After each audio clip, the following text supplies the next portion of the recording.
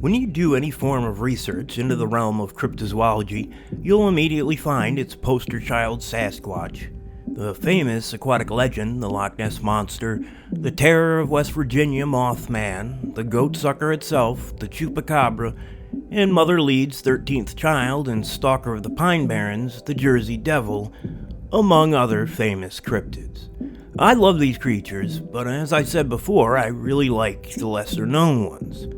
But then there are cryptid sightings out there that go even farther down the bizarre rabbit hole, to the point where you say, well, that can't really be real, right? Well, these people have seen things that are at the peak of the weird.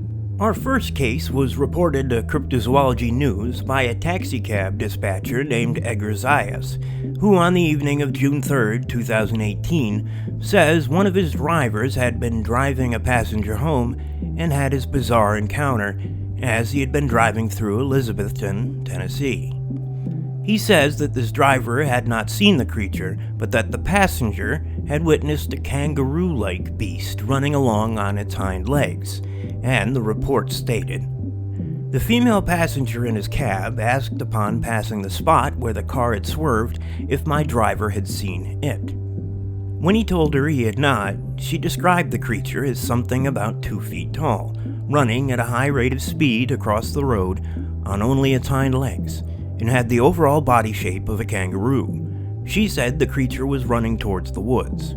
There have, however, been other sightings of other cryptids ranging from the Birdman of Hampton to the Tennessee Wildman, and even several possible Sasquatch sightings, including a possible winged Bigfoot encounter.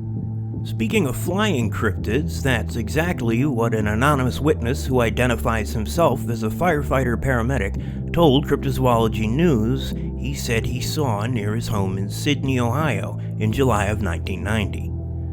The witness claims that he was walking home when he saw the humanoid entity, which was around 8 or 9 feet tall and had an impressive wingspan. The witness described, I was walking home, facing north on a residential street approximately 1 block from my house.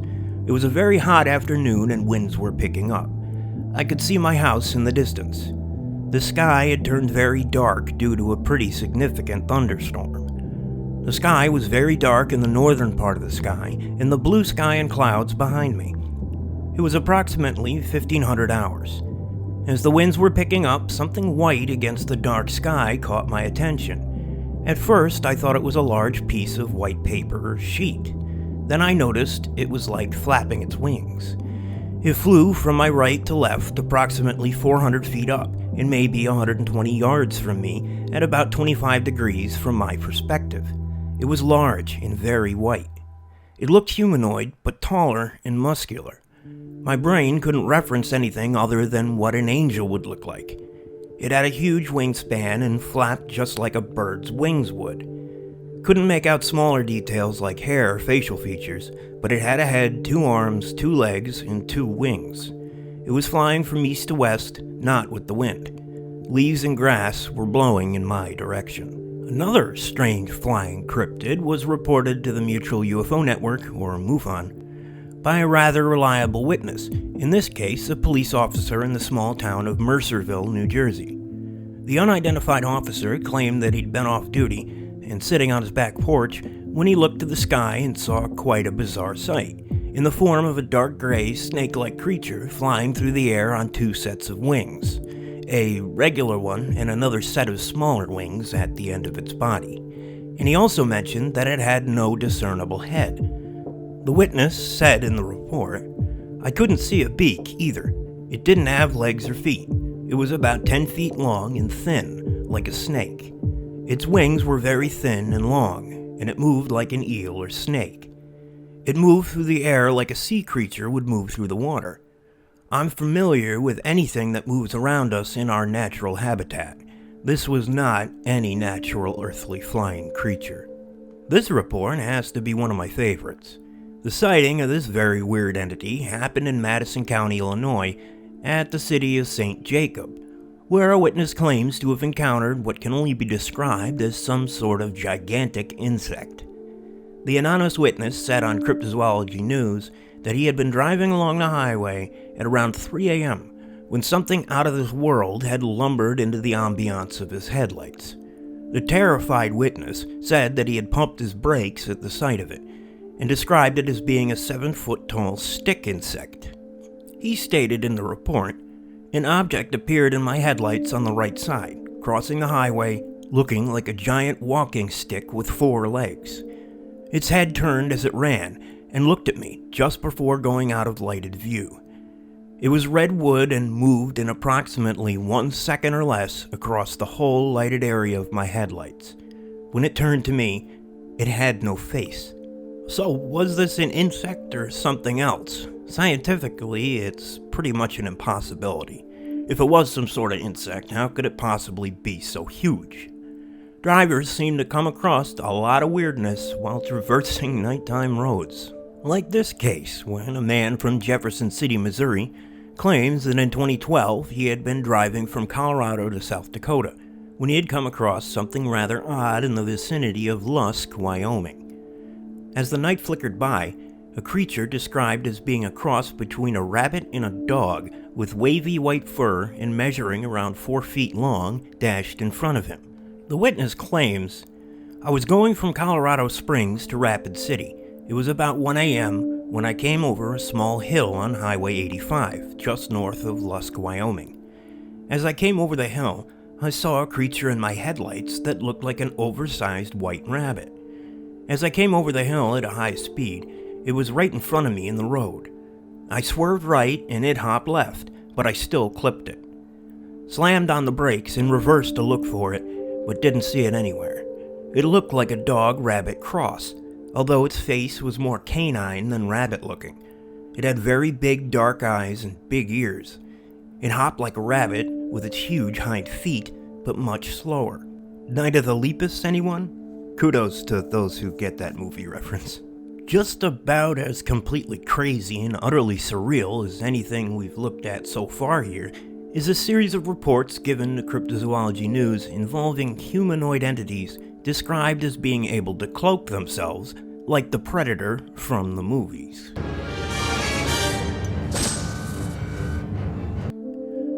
Let's take a look at some of those. The first of these reports come from a woman who says that her and her husband moved to a new home in an area of western Pennsylvania in 2000. After getting to know the area, one evening they went out with a spotlight to view deer in the wilderness, taking a series of bumpy, isolated dirt roads past farms and rural countryside, the only light at which they cast out from their spotlight. As the light stabbed out into the night, the beam captured something within it, although it was not the deer they were expecting to see. The witness says of what they saw, "As I stared at the shape, I realized that I didn't know what I was looking at. I knew it wasn't a deer. It wasn't any animal at all. As my brain tried to comprehend what I was looking at, it became more clear the longer I stared. What I saw has the shape of a man, but it was not a man. It was not see-through as a ghost. The only way I can describe it was that it was like standing water, but it didn't cast a shadow. It didn't have any glare to it as the light was on it. It did not reflect the light. It was not gas. A gas does not have a significant shape. Gas will ebb and flow with the breeze, or at least have an inconsistent shape. Rather, what I saw had a defined shape. That was the only way I can see it because it had the shape of a human, and I could make that out because of the defined edges and curves. Only because of its outline was I able to make out what I was looking at. When I realized that I was looking at a human shape, I noticed the posture was similar to a person skulking or sneaking. It was hunched over a little, and one of its arms were frozen in place in front of it, as though it knew we saw it and it froze its position to try to be undetectable. For moments that must have seemed like an eternity for the frightened woman, the thing remained motionless, as if it were studying them, before creeping off down a knoll. Then it just sort of vanished into thin air. She didn't know if the creature had been seen by her husband, and the entire encounter only lasted a few seconds, but it was enough to send the woman into a state of panic. She warily told her husband about what she had seen, thinking he might make fun of her, but was shocked when he breathlessly told her that he had witnessed the exact same thing. The witness says, he saw that it was the shape of a man. He saw that it was hunched over as if caught red-handed. He saw that it was cloaked like the predator, but it didn't have a jagged, camouflaged look. The thing we saw had a smooth look. It was like standing water without the reflective aspect, and its outside shape was smooth, definitive. I do not know what we saw, but I do know it was real. I have been really guarded about this experience, and have only told a few people, because I know how skeptics are. I'm one of them. Yet I cannot refute what we saw. It was real.